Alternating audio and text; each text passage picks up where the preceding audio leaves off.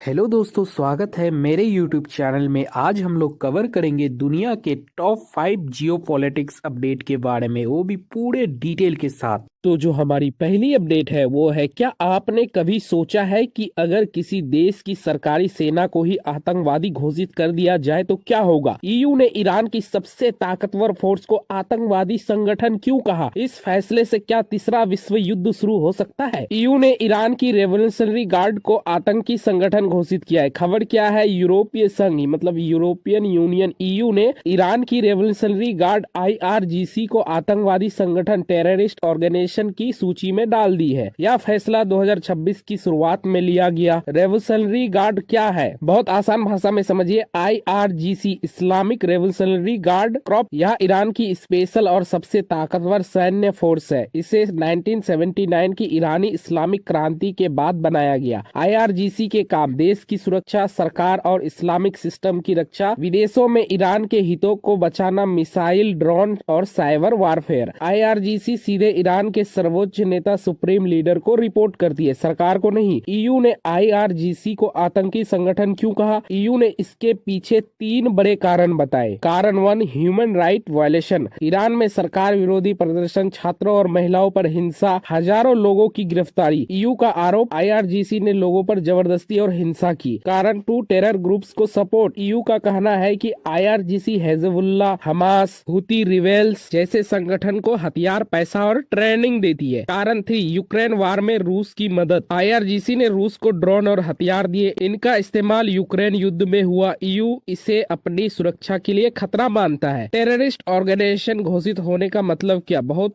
Important point. अगर किसी संगठन को आतंकी घोषित कर दिया जाए तो उसके अकाउंट फ्रीज, फंडिंग पर रोक, यूरोप में बैन, उससे जुड़ा कोई भी व्यक्ति अपराधी माना जाएगा। यानी ईयू के लिए IRGC अब दुश्मन संगठन है। ईरान का जवाब क्या है? ईरान ने ईयू के फैसले को राजनीतिक साजिश, झूठा आरोप बताया। ईरान ने कहा, अगर ईयू ने हमारी सेना को आतंकी कहा तो हम भी ईयू की सेना को आतंकवादी मानेंगे। इससे ईयू ईरान रिलेशन बहुत खराब हो गए। ग्लोबल इम्पैक्ट, मिडिल ईस्ट में तनाव बढ़ेगा, ऑयल प्राइसेस पर असर, वर्ल्ड वार जैसे हालत का डर, ईयू और मुस्लिम देशों में दूरी। अगर किसी देश की सेना ही आतंकवादी घोषित हो जाए तो समझ लीजिए दुनिया कितनी खतरनाक दिशा में जा रही है। तो जो हमारी दूसरी अपडेट है वो ये है, क्या आपको पता है भारत ने एक ऐसी डील साइन कर ली है जिससे पाकिस्तान की फैक्ट्रियां बंद होने का खतरा है। बांग्लादेश का टेक्सटाइल बिजनेस हिल गया है और तुर्की को अरबों का नुकसान हो सकता है। आज समझते हैं ईयू ट्रेड डील की पूरी कहानी। खबर क्या है? जनवरी 2026 में भारत और यूरोपीय संघ ईयू के बीच फ्री ट्रेड एग्रीमेंट FTA पर साइन हुआ है। बातचीत 2022 से चल रही थी, अब जाकर डील फाइनल हुई है। फ्री ट्रेड एग्रीमेंट FTA क्या होता है? FTA मतलब दो देशों समूह के बीच समझौता जिसमें टैक्स टैरिफ कम या खत्म किया जाता है, सामान सस्ता हो जाता है, व्यापार बढ़ता है, सीधा फायदा एक्सपोर्ट बढ़ता है, पैसा आता है और रोजगार बढ़ता है। इस डील में ईयू ने भारत को क्या दिया? ईयू ने कहा 90% से ज्यादा भारतीय सामानों पर टैक्स खत्म या कम करेगा। खास sector textile, chemicals, leather, jewellery, मतलब अब भारतीय सामान यूरोप में सस्ते बिकेंगे। भारत ने ईयू को क्या दिया? भारत ने ईयू के कुछ सामानों पर टैक्स घटाया, लेकिन ये सेक्टर बाहर रखे गए, जैसे एग्रीकल्चर, किसान सुरक्षा, स्टील, ऑटोमोबाइल। यानी भारत ने अपने जरूरी सेक्टर सुरक्षित रखे हैं। तुर्की को पहला झटका क्यों लगा? तुर्की और ईयू के बीच 1996 से कस्टम यूनियन है। प्रॉब्लम क्या हुई? ईयू भारत को जो टैक्स छूट देगा वही छूट तुर्की को भी भारत को देनी पड़ेगी, लेकिन तुर्की के सामान भारत में ड्यूटी फ्री नहीं आ पाएंगे क्योंकि रूल्स ऑफ ओरिजिन में तुर्की शामिल नहीं है। नतीजा, तुर्की का मार्केट शेयर घटेगा, व्यापार असंतुलन बढ़ेगा, तुर्की को नुकसान। पाकिस्तान को दूसरा झटका क्यों लगा? पाकिस्तान को ईयू में टेक्सटाइल पर 0 टैरिफ मिलता था, अब क्या हुआ? भारत को भी वही एक्सेस मिल गया। भारत की फैक्ट्री क्वालिटी और सप्लाई ज्यादा मजबूत है। नतीजा, पाकिस्तानी टेक्सटाइल की डिमांड घटेगी, एक्सपोर्ट दूसरे देशों में शिफ्ट होगा, पाकिस्तान की अर्थव्यवस्था पर दबाव। बांग्लादेश को तीसरा झटका क्यों लगा? बांग्लादेश की अर्थव्यवस्था ईयू टेक्सटाइल एक्सपोर्ट पर बहुत निर्भर है। अब भारत सस्ता, बेहतर इंफ्रास्ट्रक्चर, बड़ा मैन्युफैक्चरिंग बेस, खतरा ऑर्डर भारत शिफ्ट हो सकते हैं, फैक्ट्रियां बंद होने का खतरा, रोजगार पर असर। भारत को कितना बड़ा फायदा? अनुमान, भारत का टेक्सटाइल एक्सपोर्ट 7 बिलियन मतलब 30 से 40 बिलियन डॉलर तक जा सकता है। ईयू का भारत में एक्सपोर्ट 2032 तक दुगुना हो सकता सकता है EU को $4 बिलियन की टैरिफ बचत। जियोपॉलिटिकल असर, भारत की वैश्विक ताकत बड़ी, साउथ एशिया में भारत मजबूत, पाकिस्तान बांग्लादेश कमजोर, EU के लिए भारत भरोसेमंद पार्टनर। अब समझ आया एक ट्रेड डील कैसे बिना गोली चलाए तीनों देशों की अर्थव्यवस्था हिला सकती है। अगर वीडियो काम का लगा हो तो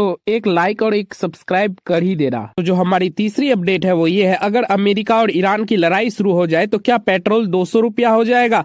क्या तीसरा विश्व युद्ध हो सकता है और भारत पर इसका असर क्या पड़ेगा? अमेरिका ईरान तनाव, खबर क्या है? अमेरिका और ईरान के बीच तनाव बहुत तेज हो गया है। अमेरिका के राष्ट्रपति डोनाल्ड ट्रंप ने ईरान को खुली चेतावनी दी है कि अब परमाणु समझौता का समय खत्म हो रहा है। ट्रंप ने ऐसा क्यों कहा? 28 जनवरी 2026 ट्रूथ सोशल पोस्ट ट्रंप ने कहा, अमेरिका की एक मैसिव आर्मडा यानी बहुत बड़ी नौसेना ताकत ईरान की तरफ बढ़ रही है। ये टुकड़ी वेनेजुला वाली तैनाती से भी बड़ी है। ईरान अगर जल्दी नो न्यूक्लियर वेपन डील पर नहीं आया तो भयानक हमले हो सकता है। सरल शब्दों में ट्रंप ईरान को डराकर बातचीत की मेज पर लाना चाहता है। ऑपरेशन मिडनाइट हैमर क्या था? ट्रंप ने चेतावनी दी कि 2025 के ऑपरेशन मिडनाइट हैमर से भी बदतर हमला हो सकता है। ऑपरेशन मिडनाइट हैमर 2025 अमेरिका ने ईरान की न्यूक्लियर साइट्स पर मिसाइल ठिकानों पर हमला किया था। इससे ईरान को बड़ा नुकसान हुआ था। अमेरिका की सैन्य तैयारी, US Abraham Lincoln carrier group America का एयरक्राफ्ट कैरियर मिडिल ईस्ट में प्रवेश कर चुका है। साथ में फाइटर जेट, बॉम्बर विमान, मिसाइल सिस्टम। उद्देश्य ईरान पर दबाव बनाना और उनका न्यूक्लियर प्रोग्राम रोकना। ईरान की प्रतिक्रिया, ईरान ने साफ कहा धमकी के माहौल से बातचीत नहीं होगी, अगर हमला हुआ तो तुरंत और जोरदार जवाब देंगे। ईरान के बड़े बयान, विदेश मंत्री अब्बास अराघची, क्षेत्र देशों से बातचीत तेज। जनरल मोहम्मद पाकपुर, हम ट्रिगर पर उंगली रखे बैठे हैं, मतलब ईरान भी युद्ध के लिए तैयार है। पूरा विवाद शुरू कहां से हुआ? 2015 न्यूक्लियर डील, ईरान ने न्यूक्लियर प्रोग्राम सीमित किया, बदले में उस पर लगे प्रतिबंध हटे। 2018 ट्रंप ने अमेरिका को डील से बाहर निकाला। 2026 में ट्रंप की 3 शर्तें, यूरेनियम एनरिचमेंट बंद करो, मिसाइल प्रोग्राम पर रोक, प्रॉक्सी ग्रुप हिजबुल्लाह हुती को सपोर्ट बंद। ईरान ने इन शर्तों को नामंजूर कर दिया। तनाव क्यों बढ़ गया? 2025 का इजराइल ईरान युद्ध, अमेरिका द्वारा ईरान पर सीधे हमले, मिडिल ईस्ट में तेल और सुरक्षा संकट, भारत और आम आदमी पर असर। अगर युद्ध हुआ तो पेट्रोल डीजल महंगा, LPG सिलेंडर महंगा, शेयर मार्केट गिरेगा, भारत की इंपोर्ट लागत बढ़ेगी। इसलिए ये खबर सिर्फ विदेश की नहीं, आपके घर का भी खबर है। अगर आपको लगता है ये सिर्फ विदेश की राजनीति है तो अगली बार पेट्रोल पंप पर रेट देखकर याद कीजिएगा। तो जो हमारी चौथी अपडेट है वो है, क्या किसी देश को संयुक्त राष्ट्र UN की इमारत गिराने का अधिकार है? अगर UN स्कूल और अस्पताल तोड़े जाए तो दुनिया चुप रहे या बोले? 11 ताकतवर देशों ने इजराइल के खिलाफ एक साथ आवाज क्यों उठाई? आज की यह खबर सिर्फ युद्ध नहीं बल्कि पूरी दुनिया की राजनीतिक जियोपॉलिटिक्स से जुड़ी हुई है। खबर क्या है आपको सिंपल भाषा में समझाता हूँ। 20 जनवरी 2026 को इजराइल ने पूर्वी यरूशलेम में संयुक्त राष्ट्र की एजेंसी